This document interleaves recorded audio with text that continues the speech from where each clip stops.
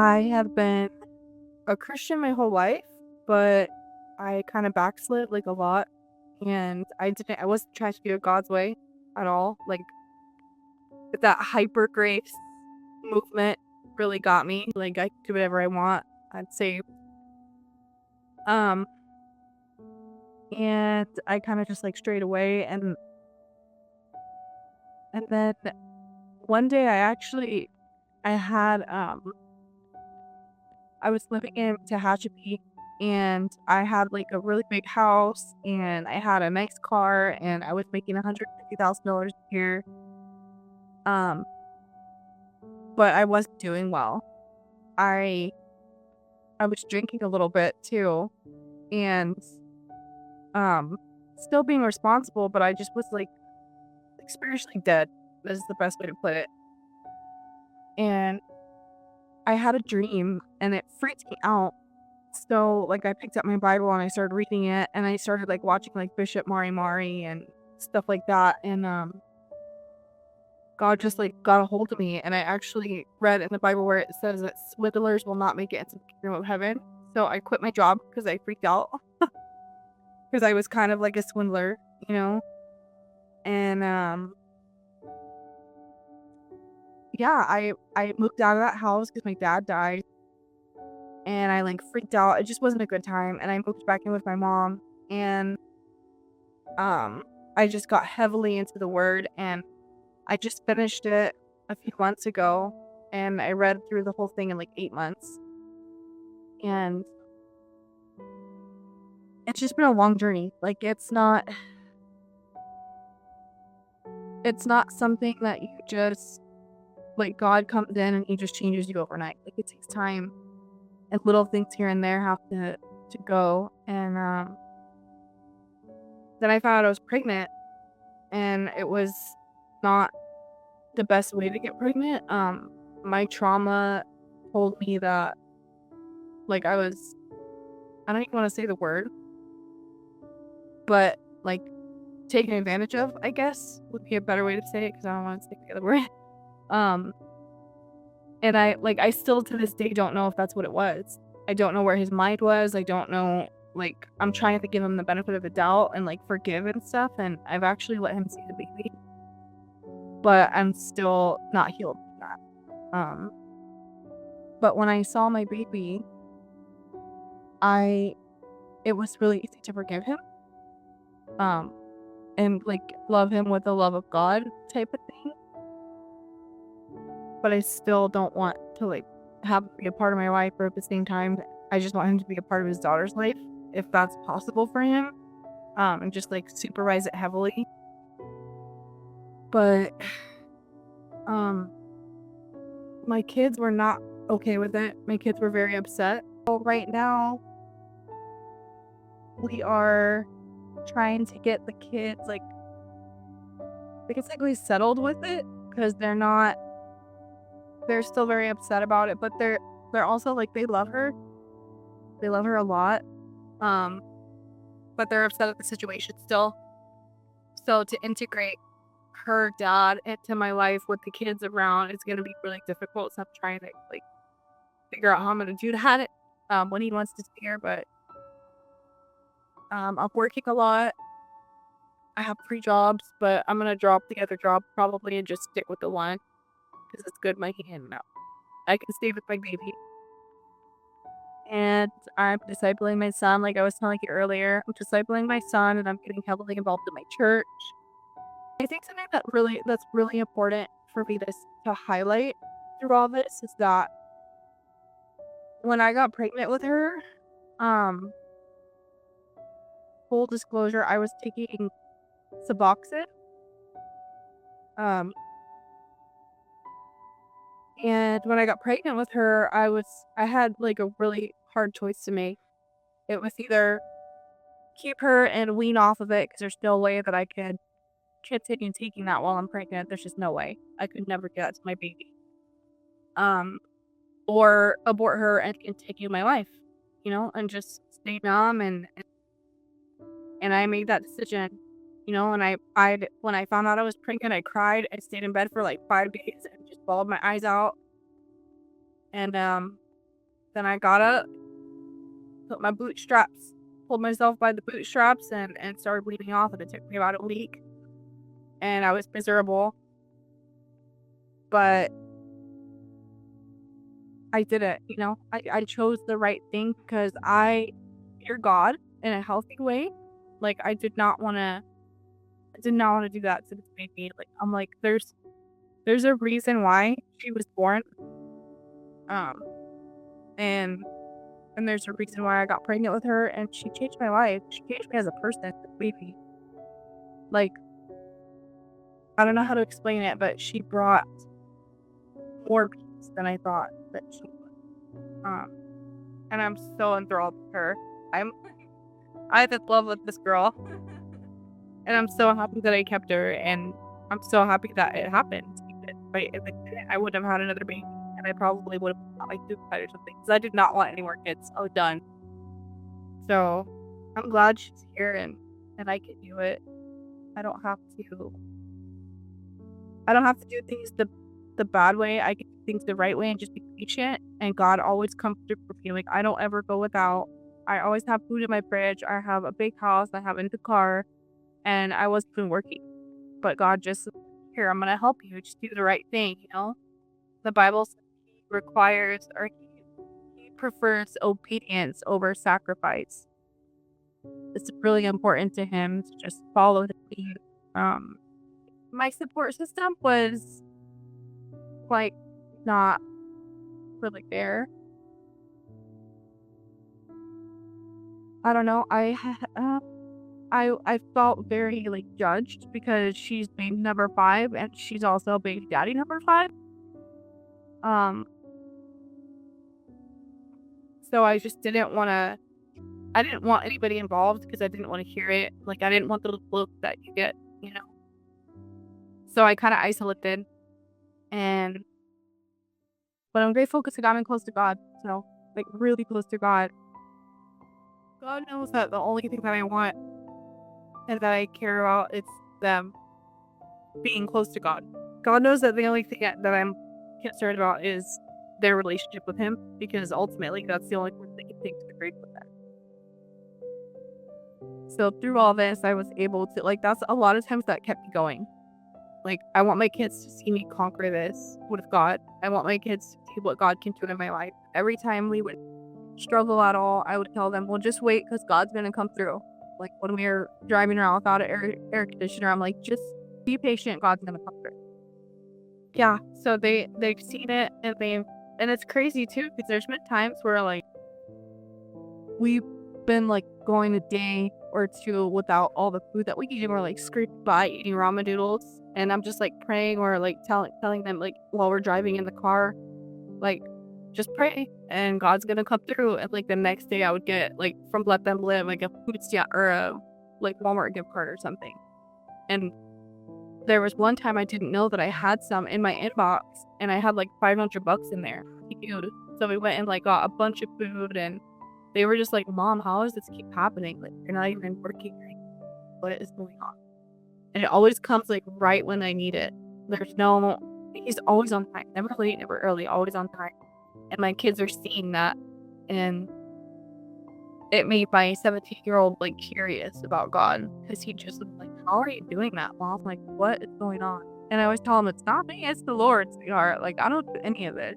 I have no say in this. I just go with the flow. And he saw me change from who I was before all this to who I am now. I'm like a completely different person. He knows it's God. So my kids definitely see it. I scoured the internet for a couple of days trying to find resources, because once I had made that decision to keep the baby, I mean, I guess I hadn't really made the decision yet. I was like kind of testing God out, which I shouldn't do, but I was like, you want me to keep this baby, like, you're gonna have to help me a little bit. Like, I'm gonna need an organization or something, because there's not, like, I couldn't make it. So I just looked at the internet, and I saw Let Them Live, and like I looked at it to see if it was legit. Because I'm I'm computer savvy and I worked for T-Mobile and stuff, so I could tell if, like, something's fake or a scam. So I just, like, I called and I got a call back, and then when you guys told me, like, everything that was available, like, the resources lines and the support, which Anna has been amazing. I wish I could meet her. Really cool, but just all the support has been incredible. I'm so grateful for Let Them Live. Like, I don't know if I would've been able to do this without you guys. I know that God probably would have provided another way, but He provided you guys. I think that's just what I needed, and, like, I'm just glad there's programs like that out there. It makes me happy. I kind of, sort of, it was more like, "Here's how we can help, and here are the steps that you have to take, and, like, the ultrasounds that you have to send in and stuff." She kinda just told me, like, the rundown of it. Um, yeah, and I guess it was a plan to, like, get me back to work and stuff, like, those things, and get some counseling with Anna and, like, do the groups, which were really cool too. Like, I enjoyed those when I was in them. But I've been so busy. It's been impossible. Like, I try to get on and, like, see my kids run in or whatever. I was financial, and like, they really tried the resources, like, outside of themselves. They did do, born to be registries, which was amazing. They gave me everything I needed for the baby. Um, and but, like, resources in California are very difficult. Like, we don't really have them out here. For, like, a Democrat state, they don't have anything for the poor people, but you just gotta look really hard, I guess. Like, board to be registration is awful. Like, they she literally, like, sat down with me and made a list of everything that I needed, and it just came to my house. Like, mailed it all to my house. I was like, "This is insane, like, I don't have to do anything?" She's like, "No." Like, "What?" Just I'm so different. Uh, I'm a lot more trusting, in God and stuff by far. That's my answer to everything. Let God take care of it. And before it was like, let Danny take care of it. Let me take the reins. Let me figure out a way to get this done. And I still have my moments. I'm not perfect at it, but most of the time, 8 times out of 10, it's like God take care of it. I was not like that before. God has a plan, and even when it looks really dark, it's like He's refining you. That's how can make diamonds. It made me realize, like, there are people that just want the best for you and they don't want anything from you, which is incredible. Like, coming from where I come from and going through things that I've gone through, it's been a lot of people that just want to use me. And having the counselor to let them live showed me that there are good people for no good reason. Oh, there's more than just monsters in this world. I don't know what I would have said. It's different when it's somebody else. Um, but now I definitely like, I've actually run into a couple of situations where I've seen girls and they don't know what to do, like, online, and I'm like, "Get up, let them live. You don't have to do this alone. There is help." So now I just point people to you guys if they're struggling with a decision, or if they're broke, or if they're just, like, desperate and they don't have help. Let them live really, really helps. I can't even believe there's a program like that out there. It's shocking, to be honest. I think that the church is big business. There are some churches that are like my church that I go to, they don't take the money at the service at all. Like, they have an option if you want to donate and, like, do whatever, but they don't, like, I forgot what it's called. Yeah, the offering. They don't do that at my church, which I love. And they actually do help. There's some churches that help, but most of the time they're not. They're like, here's a gift card for Panera Bread. Like, thanks. That's my opinion on that. I don't think that they help enough, because the Bible it's really adamant on helping the fatherless children and the widows and the single mom. Like, it's mentions that a lot. Even the disciples and stuff, they had to, like, support each other and everybody kind of put their money in so that they could do their ministry. But then they had designated men that would go and help the single moms financially and, discipling them or whatever they needed to do at the time. And the world is not like that today. The, ch- the church is not like that today. To the donors, thank you so much. That's I believe that your rewards are in heaven. Uh, the donors, it's there's no like requirement for it, but do it out of the goodness of your heart. It's like I know that you'll be rewarded in heaven, and me and my kids definitely.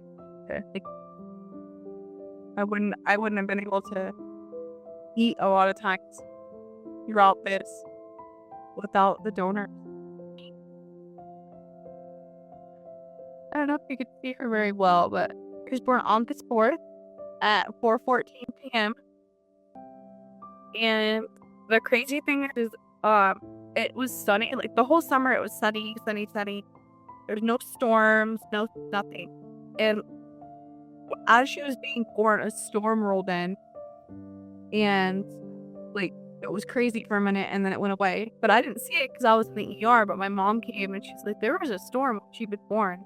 I'm like, "I thought it looked dark outside, but I was too out of it." And I already knew I was gonna name her Stormy before I had her. Like that was already her name. So she came in a stormy way, and she's my perfect storm. She gets a lot of compliments about how beautiful she is. Like, yeah, that's my girl. He mostly looks like her dad. That's why I was able to like forgive him, let that go, because I just see him for her to be honest. To the extent, like I told him, like I don't need your money, I don't need anything from you. I have God. But if you want a relationship with her, you can have one. I'm not the type of mom to keep the kid from the dad at all. Like, they don't really come around much, but when they do, I'm like, pick on me, how about it? Because that's important for my children. Like, no matter how I feel about the situation or how I feel about the man, if he's safe, I'm going to let the kids see him because I didn't have a dad growing up. So, really important. Any girl that, like, is thinking about taking the life, it is a life, like, no matter how small, and a clump of cells, yes, but so are you. It's a life that God knows, that God created, that God loves, and every life matters. I mean, if we're gonna protect it, we need to protect all of it. As a person that's had abortions before, it affects you for the rest of your life. Negatively, very negatively.